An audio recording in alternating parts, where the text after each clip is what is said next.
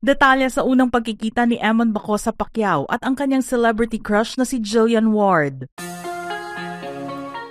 Unti-unti na ngang natutupad ang mga pangarap ng sumisikat na boxer na si Eman Bacosa Pacquiao, ang love child ni Manny Pacquiao sa nakarelasyon niya noon na isang KTV bar receptionist. Hinintay nga ni Eman ang pagkakataon para maisakatuparan ang mga nais nitong mangyari sa buhay at nagsumika para naman ito ay maging matagumpay sa papasuking karera. Pero ang isa pang pangarap ni Eman na natupad kamakailan lang ay ang pagkikita nila sa personal ng ultimate celebrity crush niyang si Jillian Ward. Sa isang guesting kasi na ginawa ni Eman sa talk show ni Boy Abunda na Fast Talk with Boy Abunda, natanong ni Tito Boy si Eman kung sino ang crush nito sa mga babaeng artista na napapanood sa telebisyon ngayon. Sinagot naman ni Eman ang tanong at sinabing si Jillian Ward ang babaeng ito. Ngunit nang matanong kung may balak ba daw siyang manligaw sa kapuso actress, sinabi niyang nasa 5 lang ang rating nito at hati pa sa mga prioridad niya sa buhay. Nag-iwan na lang ito ng mensahe kay Jillian at sinabing, "Sana magkita po tayo."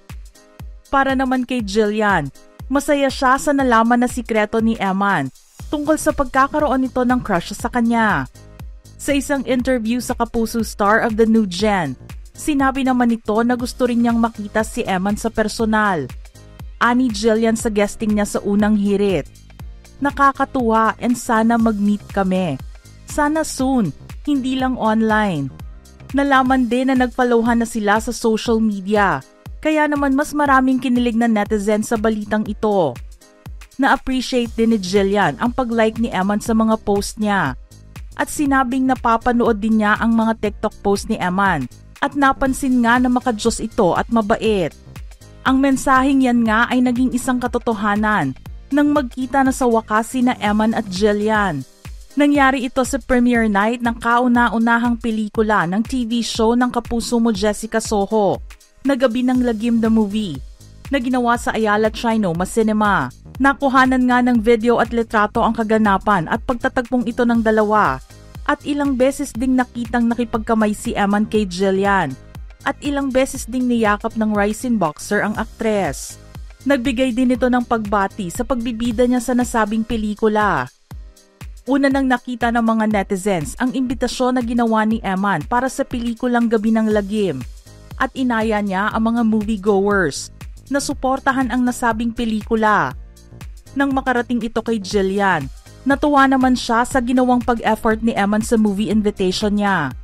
At dahil sobrang nagustuhan niya ang video ni Eman, nirepost niya ito at naglagay ng caption na "Thank you" na sinamahan ng white heart emoji. Kung noong una ay sa pagbaboxing lang napupunta ang atensyon niya, hindi naman siya magpapahuli sa pagpasok sa mundo ng mga artista at subukin ang kanyang talento sa pag-arte. Wala rin namang masama dito. Dahil may itsura naman si Eman, marami nga ang umaasa na mabibigyan silang dalawa ng proyekto, lalo na't katatapos lang pumirma ni Eman ng exclusive contract sa Sparkle GMA Artist Center.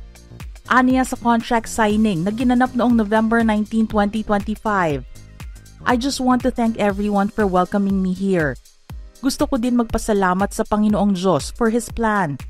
Hindi ko talaga pinlano. Actually, gusto ko lang talagang maglaro. I'm so blessed po na nakarating po ako dito ngayon." Inaasahan ni Eman na makapagbigay ng inspirasyon sa mga kabataan at magbigay ng karangalan sa Diyos sa pamamagitan ng showbiz. Idinagdag din ni Eman na masaya siya at hindi makapaniwala sa mga blessings na kanyang natatanggap ngayon sa kanyang buhay. Ang nais lang naman daw niyang mangyari ay i-honor ang kanyang ina na si Joanna Rose Bacosa at si God. "Gusto ko lang naman po talaga i-honor ang mama ko at si God po. Yun lang po talaga yung desire ko. Wala na pong iba. Kahit hindi na nga po ako maging famous, okay lang sa akin. Basta importante makilala po nila si God, kung gaano po kabuti at kamahal po sila ni God." Mula noong makita ng maraming tao si Eman, sinasabi na sa kanya na may hawig ito sa aktor na si Piolo Pascual. Kaya naman nagkaroon sila ng pagkakataon na magkita ng personal. Nakapagpakuha pa nga sila ng litrato na magkasama. Ilang memes na rin online ang lumabas sa pagkakahawig nila ni Piolo na talaga namang kinatuwaan ng mga netizens. At dito na rin nagsimula ang pagtawag kay Eman bilang Piolo Pacquiao. Sa pag-guest nila pareho sa Kapuso Mo Jessica Soho, aminado si Piolo na nakikita rin niya ang pagkakahawig nila. At maging ang mga kaibigan ng aktor ay nagsasabing magkamukha nga silang dalawa. Binibiro na nga daw ang aktor at sinasabihan na may papalit na sa kanya dahil sa pagpasok ni Eman sa showbiz. Nag-iwan naman ng mensahe si Piolo kay Eman sa pagsubok nito na makisalamuha sa magulong mundo ng pag-arte. Aniya, kung passion mo naman yan, gusto mo talaga, all out dapat at talagang concentrate ka lang doon. Pero wag mong kalimutan ang pag-aaral mo. Tuloy mo lang. You're already inspired by what your dad has achieved. Importante rin talaga yung skill set mo. Kumbaga, you never rest on your laurels. Galingan mo pa. Okay yan. I think every defeat should mean something. Should encourage you to strive for something better. Kasi hindi naman laging victory. Hindi naman laging panalo, diba? Ibigay mo lang yung puso at passion mo doon. Nangako naman si Eman na pagbubutihan niya ang mga gagawin niya ngayong nakapasok na siya sa showbiz at patuloy na pagsisilbihan ang Diyos.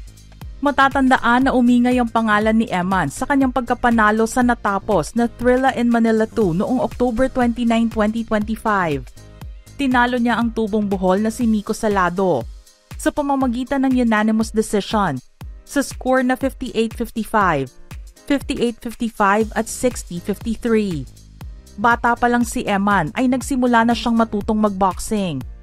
10 years old pa lang siya ay marunong na siyang sumuntok ng parang isang profesional.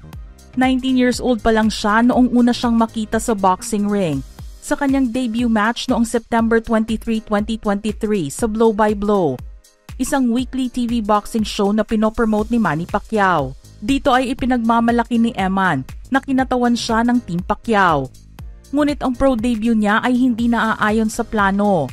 Draw kasi ang naging resulta ng laban niya kay Jomel Kudiamat na kinailangang umakyat ng weight division. Gayunpaman, unti-unting nakuha ni Eman ang panalo at nagtala ng 7-0-1 sa kanyang boxing record, kung saan 4 sa 7 niyang panalo ay nagmula sa mga knockouts. Ang recent win niya sa Thrilla in Manila 2 ang nakapagbigay kay Eman ng kanyang ika-7 panalo.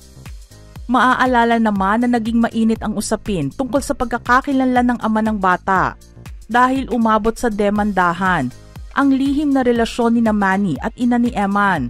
Taong 2006 nang magsampa ng kaso si Joanne laban sa boxing idol dahil sa pagputol ng suportang pinansyal sa kanilang anak at sa pananakot. Inakusahan niya si Manny ng paglabag sa Republic Act 9262 o Anti-Violence Against Women and Children Act. Sinabi ng abogado ni Joanne na si Victor Rodriguez na ang kasong isinampa nila ay para ipaglaban ang legal na karapatan ng bata. Pero makalipas ang ilang taon, unti-unting kinilala ni Manny ang anak at very proud pa nga ito sa kanyang mga achievement. Matapos ang 10 taong hindi pagkikita, naramdaman muli nila ang yakap ng isa't isa noong 2022 sa pagbisita ni Eman sa bahay ng kanyang ama. Dito niya inamin na ang passion niya ay nasa boxing. Kaya naman kahit ayaw noong una ni Manny, ay sinuportahan na lang niya ang anak.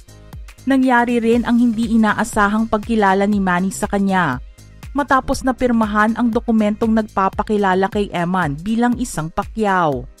Ginawa ito ni Manny para mas mabilis daw ang pag-angat nito sa boxing. Nagkapatawaran na nga sila at doon na nagsimula ang magandang relasyon nila. Maayos din daw ang relasyon nila ni Jinky Pacquiao na tita ang tawag niya at minsan ay nakakapag-usap din. Mga ka-showbiz peeps, ano naman ang masasabi nyo sa ating istorya ngayon? Share your thoughts in the comment section below.